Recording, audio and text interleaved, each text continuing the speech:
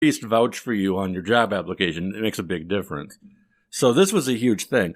Koenke's Woods does not go away because of this, but it's like the first step in trying to alleviate it. And the problems continue. Within a year of Villa Hope opening, not at Villa Hope, but still in Koenke's Woods, somebody in the woods freezes to death. I don't know the name of that person, but an unidentified person did freeze to death because in addition to not having running water and not having bathrooms, there isn't really heat. Mm-hmm. They'll build fires or they'll have like these little kerosene lantern type heats. But even the kerosene, like then it's in an enclosed trailer, not really safe for breathing. So the whole situation is pretty bad. During the following winter, a baby had to be brought to the hospital for dehydration due to the cold weather and breathing in radiator fumes. Oh, wow. The shack that the baby was living in was so cold that the baby wasn't even allowed on the floor because it was too cold. And therefore, although almost 2 years old, had never crawled in its life because it was never on the ground. Wow. So fun. July 1970, a community organization is formed called the Community Organization on Koenke's Woods, led by a man named Lawrence Longley. And he announced that they would be working on a referral program to get low-income people from the woods to assistance from the state and federal government. Now, Irvin Koenke owns the woods, still very much alive. He has nothing to do with community organization in Koenke's Woods. He has nothing to do with it. And he frequently fights this. He always says that he's trying to help. He admits the situation isn't great. He goes, but at least I'm supplying housing where nobody else will. They do not agree with that assessment. They call him, they actually use the term slumlord, which I didn't know was a term in 1970, but that's what they call him, slumlord, because he's obviously not providing them with anything. So, there were housing laws. There were things that you had to provide your tenants, and he was not providing them. Yeah, and this brings up a really good point of this is that, so these people are actually in these woods. He built these shacks, and he's actually renting these shacks out to people. Yes. Okay. And so from that perspective, it's not like these people are just coming and living in the woods because there's nothing there. It's because he's actually charging them to live. He is actively encouraging it. Yeah, so there's some people who will say, like, it's near the railroad tracks, and the hobos would get off the tracks, and they would kind of stay there. I couldn't find any proof of that one way or the other. It's possible. But definitely the people who did live in the shacks on the property, Koenke knew they were there. Because he was charging them. Yeah, and they were paying rent to live there. Yeah, depending on how nice your shack was, your rent was between $15 and $50 a month. Okay. So, not huge, not a lot of money, but you're also not getting anything. Mm-hmm. So, he's their word for him, like I said, is slumlord. His word for himself is humanitarian. And they strongly disagree with his assessment of himself on that. Totally unrelated to anything. In July 1970, while all this is going on, Irvin's only child, his son Earl, was in a boat on Lake Winnebago. When he stood up, lost his balance, he fell in the lake and drowned. He was 38 years old.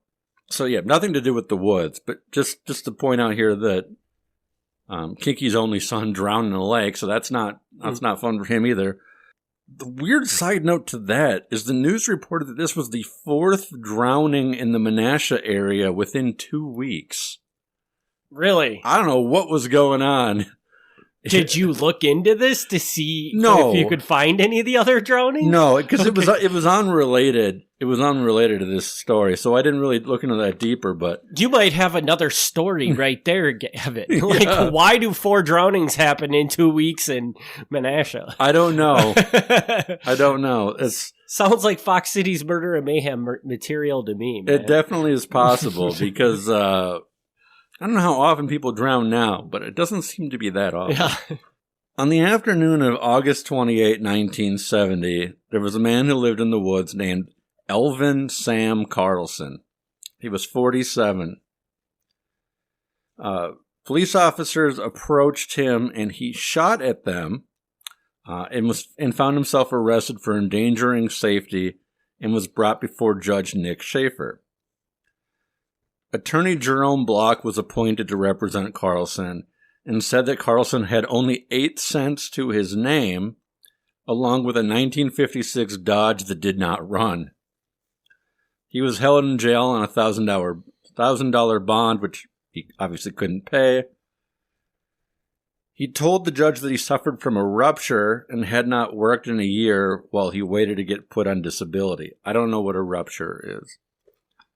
His mother was in a nursing home and his brother was in Los Angeles, so he had nobody he could rely on. He had no vehicle. His health was bad.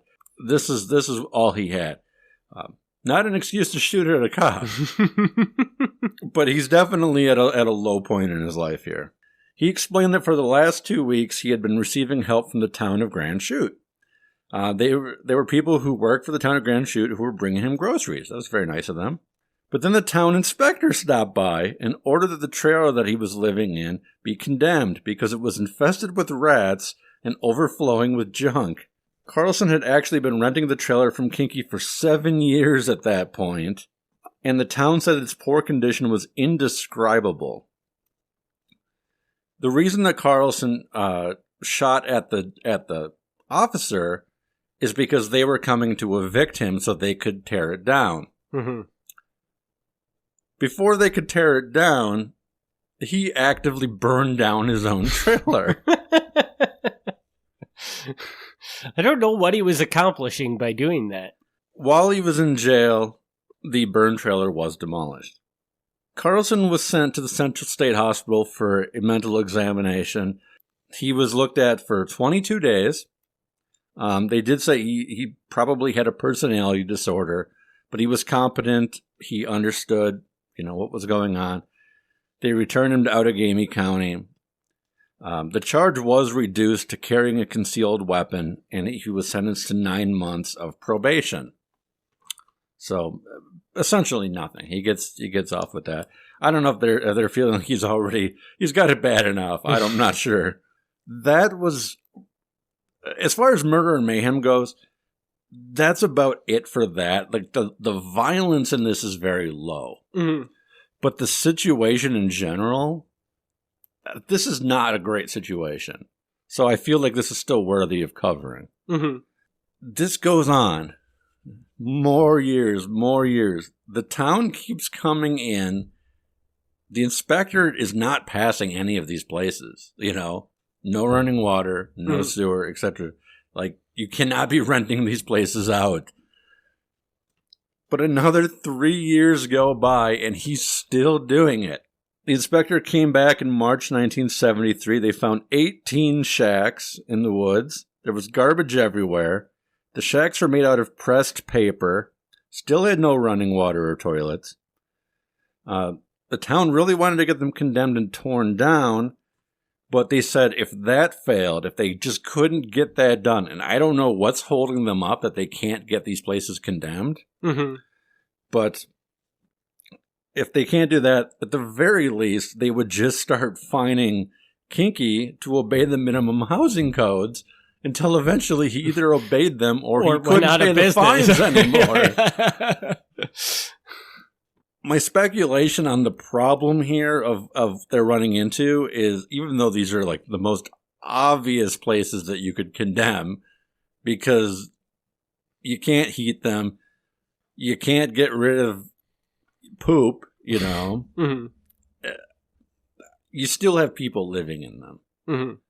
And that's the problem, because if you're the town and you condemn these things, you have to find a place to put the people. You're basically making yourself responsible for the people. Yeah. I don't know what the legal obligation is there, but it doesn't look good if you just like throw them out on the street. Yeah.